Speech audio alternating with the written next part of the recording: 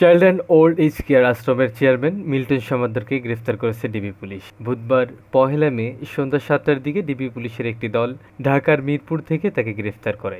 এর আগে গত ২৫শে এপ্রিল মানবিক মুখোশের আড়ালে ভয়ঙ্কর মিল্টন সমাদ্দার এবং জীবনের ধাপে ধাপে প্রতারণা শিরোনামের দুটি সংবাদ প্রকাশ করে দৈনিক কালবেলা।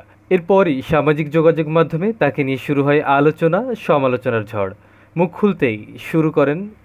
খুলতে শুরু করেন ভুক্তভোগীরা।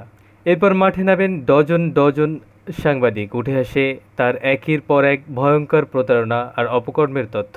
সামাজিক যোগাযোগ মাধ্যমে মিল্টন সমাদ্দারের সেবামূলক কর্মকাণ্ডে রয়েছে ব্যাপক প্রচারণা, যেখানে দেখা যায় অসহায় দুস্থ মানুষের সেবায় তিনি গড়ে তুলেছেন child and old age care নামের একটি বৃদ্ধাশ্রম।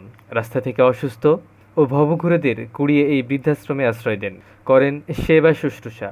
জনসেবামূলক এসব কর্মকাণ্ডের স্বীকৃতি হিসেবে পেয়েছেন সরকারি বেসরকারি নানা পুরস্কারও। তবে ভালো কাজ যতটুকু করেছেন, প্রচার করেছেন তার চেয়েও কয়েক গুণ। মানুষের কিডনি সহ বিভিন্ন অঙ্গ প্রত্যঙ্গ কেটে বিক্রি করার মতো ভয়ঙ্কর অপকর্মের পাশাপাশি রয়েছে বহু অভিযোগ।